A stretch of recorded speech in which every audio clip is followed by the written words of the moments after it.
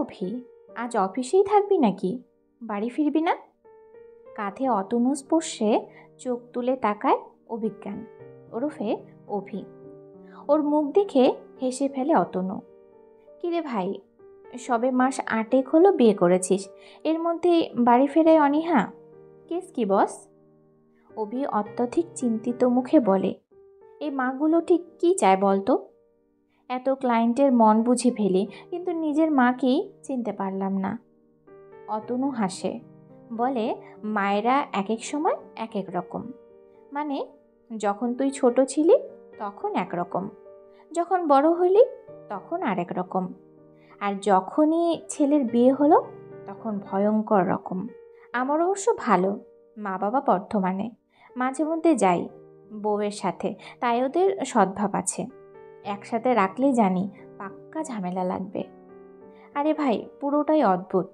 দেখ, তুই তো জানিস সে কলেজে মোহনার সাথে প্রেম ভাঙার পর আমি আর প্রেম করিনি।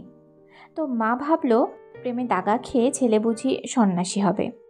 অমনি চাকরি পেতে না পেতেই শুরু করলো মেয়ে খোঁজা।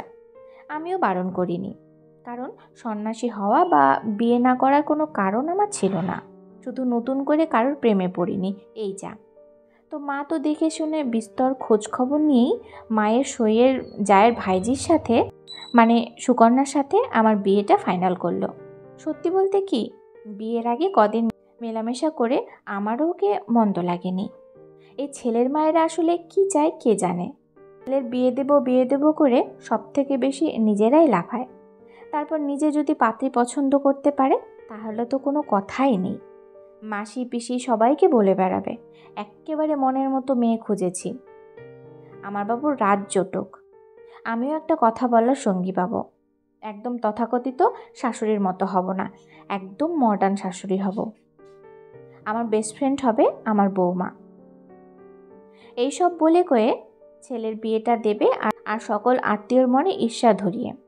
ব্যাস, তারপর দিন 10 যেতে দে, শুধু একটা একটা করে খুদ ধরা, ঠেস দিয়ে কথা বলা, সব শুরু। এখন তো দুজনেও কথা বলা বন্ধ। ঘরে গেলে দুজনেই অভিযোগের বোঝা নিয়ে ঝাঁপিয়ে পড়ে। আমারই ভুল বুঝলি ভাই। ফুলশয্যার রাত্রে বউকে বলেছিলাম, মা সারা জীবন একা হাতে খেটে গেছে, তুমি এবার থেকে মায়ের হাতে হাতে একটু সাহায্য করো। বউ সেই শুনেই হোক বা নিজে থেকেই হোক, অষ্টমঙ্গলার পরে আমাদের বাড়িতে ফিরে একদিন সকালবেলা বলল, মা আপনি আমাকে সাহায্য করে দিন, আমি আজ রান্না করছি। আমি আর বাবা ডাইনিং টেবিলে চা খাচ্ছিলাম। মা স্পষ্ট বলে দিল, 2 দিন হয়নি এ বাড়িতে পা রেখেছ, এর মধ্যেই রান্নাঘরখানা দখল করতে চাও? আমার বউ থতমত হয়ে ফিরে এলো। এরপর মা যেটুকু বলে সেটুকুই করে, আগ বাড়িয়ে কিছু করে না। দিন কয়েক বেশ কাটলো।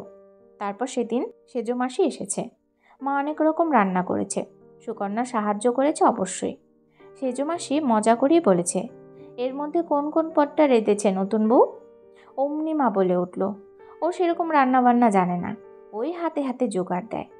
রান্না যা করার আমাকেই করতে হয়। সমস্যা হলো, যদি অন্যান্য দিনের মতো সুকন্যা কথাটা মেনে নিত তাহলে কিছু হতো না। কিন্তু সেদিন সুকন্যা মুখ খোলে, আসলে মাসিমণি, আমাকে কোনোদিন রান্না করতেই দেওয়া হয়নি, তাই আমি কি পারি আর কি পারি না সেটা এ বাড়ির কেউই জানে না।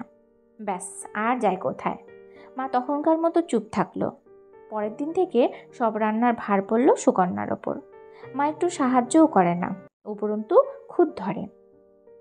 আমি লুকিয়ে লুকিয়ে একটু একটু সবজি কেটে দিই এক এক সময়ে। ধরা পড়লে শুনতে হয় বউয়ের আঁচলে ধরা। এইসব মায়ের সাহায্য কোনোদিন করিনি, কিন্তু ওই 2 দিনের মেয়ে এসে বশ করেছে আরও কত কি। জীবনটা জোরবার হয়ে গেল রে ভাই। তারপর আরেকদিন অফিস থেকে ফিরেই সুকন্যাকে বলেছি, 1 কাপ চা দাও তো। আসলে এখন ওই সব করে, তাই স্বাভাবিকভাবে ওকেই বলেছি। ব্যাস, মায়ের রাগ। আগে এসে মাকেই বলতাম, এখন নাকি মায়ের খোঁজটুকুও করি না। মোদ্দা কথা হলো, যা বুঝলাম আর কি, মাকেই বলতে হবে সব। মা সেগুলো হুকুম করবে সুকন্যাকে, তবেই ও করবে। কি ঝামেলা বলতো। বউকে নিয়ে আলাদা ঘুরতে যাওয়া, বেড়াতে যাওয়া, এগুলো তো স্বপ্ন। সেদিন তবু বললাম সুকন্যাকে, মায়ের সাথে একটু গল্প করো, যদি আস্তে আস্তে তোমাদের সম্পর্কটা স্বাভাবিক হয়। সুকন্যা বলল সেই চেষ্টাও করেছে। মা শুধু পরনিন্দা আর পরচর্চা। কার বিয়ে হয়নি, কার বাচ্চা হয়নি, কার চাকরি হয়নি, কে শাড়ি কিনলো, কার বউ কার জামাই কেমন হলো, এইসব আমার বিরক্তি লাগে। এই 8 মাসে পাগল হয়ে গেছি রে ভাই। বলতে শুরু করলে মহাভারত হয়ে যাবে। আজকাল আর বাড়ি ফিরতেই ভয় করে। অতনু সব শুনে বলল, বুঝলাম, কিন্তু তাও তো রোজ বাড়ি ফিরিস, আজ এমন কি হলো যে একেবারেই ফিরবি না? আর বলিস না ভাই, কদিন ধরেই সুকন্যার শরীরটা ভালো যাচ্ছিল না। নিজেও আন্দাজ করছিল ব্যাপারটা, তবুও ডাক্তারের কাছে গিয়ে কনফার্ম হলাম।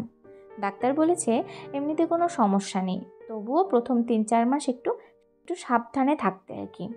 এখন ব্যাপারটা হলো, আমি একটা কাজের মেয়ে ঠিক করেছি, মানে বাসন মাজা, কাপড় কাচা এসবের তো রেখাদি আছেই, কিন্তু মা যেভাবে রান্নাঘরের হাল ছেড়ে দিয়েছে আর সুকন্যার খুব গা গোলাচ্ছে, অরুচি হচ্ছে, তাই একটা রান্নার লোক ঠিক করেছি। এবার আজ গিয়ে বাড়িতে এই কথাটা বলতে হবে ভেবেই ভয় লাগছে। মা প্রচুর অশান্তি করবে। আমি জানি মা বলবে আমি যখন পেটে তখন মা সব কাজ করেছে, এত আতুপুতু যত্ন কেউ করেনি। মা হতে গেলে অত বিশ্রামের প্রয়োজন নেই, বরং কাজ করা ভালো, আরও কত কি। কিন্তু কাজ করার প্রচুর পরিশ্রম করা দুটোর মধ্যে পার্থক্য আছে তো বল। এবার অতনু গম্ভীর হয়, তাহলে আর কি, সুকন্যাকে কিছুদিন ওর বাড়িতে রেখে আয়, সব দিক রক্ষা হয় তাহলে। কি আর করবি। অফিসের ব্যাগটা এবার কাঁধে তুলে উঠে দাঁড়া অভি। চল রে ভাই, তোর অনেক সময় নষ্ট করলাম, সেসব দিয়ে কিছু না হলে ওকে বাড়িতেই রেখে আসবো আর কি। বাড়িতে ঢুকে একটু থমকালো অভি। কি হলো ব্যাপারটা? মা রান্নাঘরে স্যান্ডউইচ আর কফি বানাচ্ছে, মেজাজ দেখে তো মনে হলো বেশ ভালোই। তাহলে সুকন্যার কি কিছু হলো? না, তাহলে মা না হোক বাবা নিশ্চয়ই ওকে খবর দিত। অবশ্য কি জানি, খাবার দিয়ে হয়তো অভিযোগে ঝুলি নিয়ে বসবে। কিন্তু এসবের কিছুই হলো না, কোনো রকম অশান্তি হলো না। রাত্রে খাবারও বানালো মা, বিনা ঝামেলাতেই খাওয়া দাওয়া ঢুকলো। রাত্রে অভি আর কৌতূহল চেপে রাখতে পারল না, ঘরে ঢুকে দরজা দিয়ে সুকন্যাকে চেপে ধরল। এবার ঝেড়ে কাশো দেখি, গল্পটা কি? মাতৃদেবীর হঠাৎ এরম পরিবর্তন? মিটিমিটি হাসছে সুকন্যা, পেটে হাত রেখে বলল, ম্যাজিক। আসলে শিশু মানেই ভগবানের অংশ, আর এই শিশুর আগমন মাঝে মাঝে অনেক সমস্যার সমাধান করে দেয়। তোমার জন্য বিকেলে খাবার করব বলে উঠছিলাম, মা এসে বললেন খুব বেশি কাজ যেন না করি, আর কাজ না করে মায়ের সুস্থ শরীর নাকি অসুস্থ হয়ে যাচ্ছে। আরও বললেন জানো, বিয়ের মাস 2 পরেই নাকি মা সন্তান সম্ভবা হয়েছিল। মায়ের শাশুড়ি মানে তোমার ঠাকুমা খুব খাটাতেন মাকে, ভারী ভারী জলের কলসি তোলা, মশলা বাটা, ভারী হাঁড়ি কড়াই নামানো সব করতে হতো। না হলে বলতেন শুয়ে বসে থাকলেই বেশি সমস্যা। তাতে কি হয় জানো, মায়ের প্রথম সন্তান গর্ভেই নষ্ট হয়ে যায়। তখন চিকিৎসা অত উন্নত ছিল না। তারপর 3 বছর উনি আর মা হতে পারেননি, তাতেও রেহাই মেলেনি। তোমার ঠাকুমা তখন মা হতে না পারার জন্য কথা শোনাতেন, এমনকি তোমার বাবার আবারও বিয়ে দিবেন বলে বলেছিলেন। আজ মা বলতে বলতে কেঁদে ফেললেন। সে দিনগুলো মায়ের কি অসহ্য কেটেছে।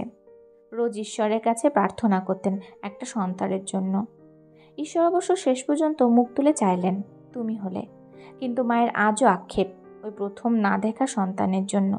কে জানে ছেলে ছিল নাকি মেয়ে। আরও কষ্ট জানো, মা বাবা চেয়েছিল তোমার ভাই বা বোন কেউ আসুক, কিন্তু ডাক্তার একদম না করেছিলেন আর সন্তান ধারণ করতে। তাই তো আজ আমার বাচ্চার কথা শুনে মা এমন অন্যরকম হয়ে গেছেন। আনন্দে এবার সুকন্যার পেটে হাত রাখল অভি। এই ছোট্ট শিশুর আগমনে যদি শাশুড়ি বৌমার অভিযোগের পালাটা মেটে, তবে এর থেকে শান্তি আর কিছুতেই নেই। পুনশ্চ সুকন্যা ও অভির মায়ের এখন নতুন ঝামেলা। সুকন্যার মেয়েকে মানুষ করার ধরন ওনার পছন্দ নয়। এটা করো না, ওটা করো না, আমরা এটা করিনি, আমরা অমুক করেছি, তোমরা আজকালকার মেয়ে কিছুই শোন না, আরও কত কি। অভি বুঝে গেছে এই ঝামেলা মেটার নয়। অফিস থেকে ফিরে মেয়েকে কোলে নিয়ে ঘুরতে বেরিয়ে পড়ে, ফিরে এসে চুপচাপ খেয়ে ঘরে ঢুকে যায়। শাশুড়ি বৌমা কোনো তরফেই কোনো অভিযোগ আর শোনেন না, সে নিজেদের ঝামেলা নিজেরাই মেটাক।